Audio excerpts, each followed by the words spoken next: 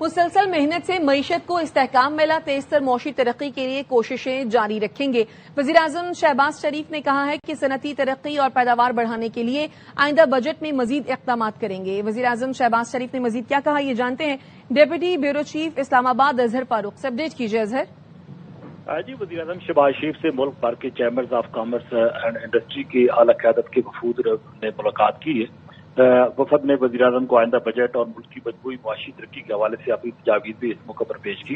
वज़ीर-ए-आज़म का कहना था कि मुसलसल मेहनत से मईशत को इस्तेहकाम मिला, तेज तर माशी तरक्की के लिए कोशिशें जारी रखेंगे। उन्होंने कहा कि सनती तरक्की और पैदावार बढ़ाने के लिए आइंदा बजट में मज़ीद इक़दाम उठाए जाएंगे। वज़ीर-ए-आज़म ने FPR को 15 जून तक टैक्स रिफंड के तमाम ज़ेर इल्तिवास केसेस निपटाने की भी हिदायत की।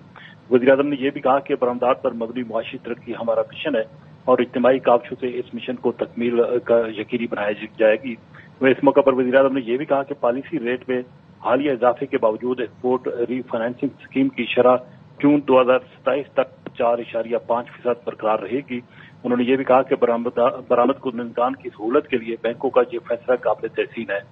वज़ीर-ए-आज़म ने इस मौके पर यह भी कहा कि कारोबारी बिरादरी की सहूलत के लिए पाकिस्तान रेवेन्यू ऑटोमेशन लिमिटेड का मरकजी दफ्तर कराची मुंतकिल किया जा रहा है। इस मौके पर वज़ीर-ए-आज़म ने बैरून मुल्क मुकीम पाकिस्तानियों और कारोबारी बिरादरी की दरख्वास्त पर वज़ीर-ए-आज़म की गुजरात में पासपोर्ट का दफ्तर खोलने की भी हिदायत की है।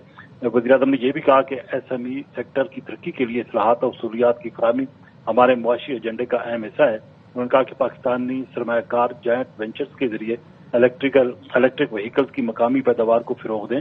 इस मौके पर वज़ीर-ए-आज़म ने यह भी कहा कि हुकूमत के इक़दाम की वजह से मुल्क मुआशी तरक्की की तरफ गामज़न है। अपडेट करने के लिए शुक्रिया अजहर फारूक।